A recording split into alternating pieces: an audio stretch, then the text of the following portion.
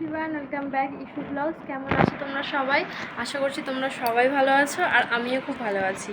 তো এটা আমার ইউটিউবের ফার্স্ট ব্লগ। আশা করছি তোমাদের ভিডিওটা ভালো লাগবে, আর ভালো লাগলে অবশ্যই লাইক, কমেন্ট, সাবস্ক্রাইব করে পাশে থেকো। যেহেতু সবাই নতুন এখন, তাই পাশে থাকা বেল আইকনটি ক্লিক করে দিও, যাতে আমার ভিডিও ছাড়ার সাথে সাথে তোমাদের কাছে নোটিফিকেশান চলে যায়।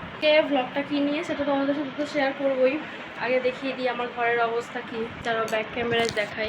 আমার ঘরের এই অবস্থা, কারণ আমি ছিলাম না, আমি গেছিলাম বাপের বাড়িতে। তো আজকে এসেছি, এই খানিকক্ষণ আগে আসলাম, এসে নিচে কিছু কাজ ছিল, নিচে কাজগুলো করে দিয়ে আমি ওপরে আমার ঘরে চলে এসেছি। এসে আমি নিজের ড্রেসটা চেঞ্জ করে আমি একটা নাইটি পরে নিয়েছি। তোমাদের সাথে আমার এই ঘর গোছানোটাই শেয়ার করবো, তো তোমরা দেখতে থাকো। আশা করছি তোমাদের ভিডিওটা ভালো লাগবে। তো আমার বিছানাটা কিন্তু কমপ্লিট হয়ে গেছে গোছানো। এবার জাস্ট বালিশগুলো ওইখানে রেখে দেবো, আর তাহলে আমার বিছানাটা গোছানো কমপ্লিট হয়ে যাবে। ওইদিকে আমার বিছানাটাও গোছানো হয়ে গেছে, আর এখানে একটা ওয়ার ছিল, এইটাই আর কি ভাঁজ করছিলাম। যখন রাতে হালকা হালকা শীত করে তখন আমরা এটা গায়ে নিই। তো এই যে আমার বিছানা গোছানো কমপ্লিট, বাট এখানে এখনও অনেক কিছু রয়েছে। এই যে কাপড়, ব্যাগ, এখনও প্রচুর ধুলো হয়ে রয়েছে। তো ছিলাম না প্রায় এক সপ্তাহ মতো। তো এই আজকে এসে জাস্ট ঘরটা দেখে আমি অবাক। আমার সুন্দর শখের ড্রেসিং টেবিল।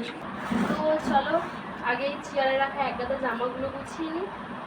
আমি যেহেতু প্রায় এক সপ্তাহ ছিলাম না, আর আমার হাজব্যান্ড যেই জামাগুলো পরছিল সেগুলো কাচারও হয়ে গেছিলো, তাই আমার শাশুড়ি মা এগুলো কেচে দিয়েছে। আর দেখলাম এগুলো চেয়ারের উপর রাখা আছে, তাই এগুলো সুন্দর করে ভাঁজ করে আলনার মধ্যে রেখে দেবো।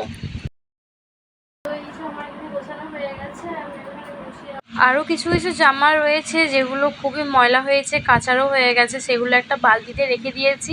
আজকে তো যেহেতু অনেকটাই বেলা হয়ে গেছে, তাই আর কাচা যাবে না, তো সেই জন্য কালকে সকালে হলে কাচবো। আর যেই জামাগুলো আমি ভাঁজ করে রেখেছি সেগুলোই আগে আলনার মধ্যে সুন্দর করে গুছিয়ে রেখে দিচ্ছি। তারপর আমার বাপের বাড়িতেও কিছু জামা কাপড় ছিল, সেগুলোও নিয়ে এসেছিলাম, সেগুলো আর কি গুছিয়ে রাখলাম। তো এই যে আমার এখানে আলনাটাও গোছানো পুরোপুরি কমপ্লিট। এই যে আমার ক্যামেরাটা সেট করে নিয়েছি, আর আমি আমার ড্রেসিং টেবিলটা গোছাবো এখন। এখানে আমার কিছু মেডিসিন রয়েছে, তো যেদিন তো সেগুলো আমি এই কোটটায় রাখি। তো মেডিসিনগুলোও সব উল্টানো ছিল।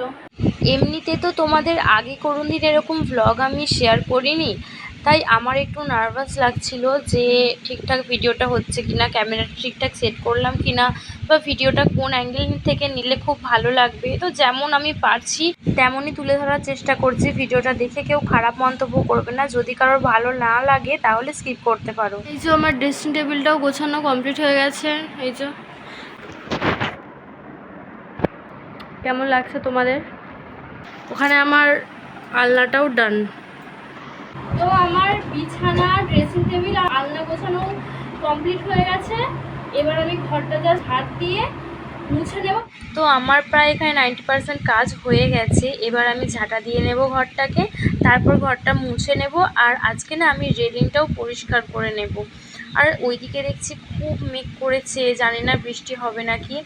তো এই কদিন তো আবার এত পরিমাণে গরম, তার উপরে মেঘ করছে, আবার খুব হাওয়া দিচ্ছে, মেঘটাও কেটে যাচ্ছে, মানে বৃষ্টিটা যেন ঠিকঠাক হচ্ছে না। তোমরা ভিডিওটা কে কোথা থেকে দেখছো, আর তোমাদের ওইদিকে কি বৃষ্টি হয়েছে, তাহলে সেটাও তোমরা কমেন্টে জানিও। তো এই দেখো তোমাদের সাথে কথা বলতে বলতে ঘরটা মোছা হয়ে গেছে, আর এখানে আমি রেলিংটাও পরিষ্কার করতে চলে এসেছি। রেলিংটাও প্রায় এক সপ্তাহ পর পরিষ্কার করছি। যেহেতু এটা আমার ফার্স্ট ব্লগ, তাই তোমাদের সাথে কীরকম কন্টেন্ট শেয়ার করব সেই সম্বন্ধে আমার কোনো আইডিয়া নেই। আজকের মতো টাটা, নেক্সট ভিডিওয় আবার তোমাদের সাথে দেখা হবে। কমেন্টে জানিও যে তোমাদের ভিডিওটা কেমন লাগলো।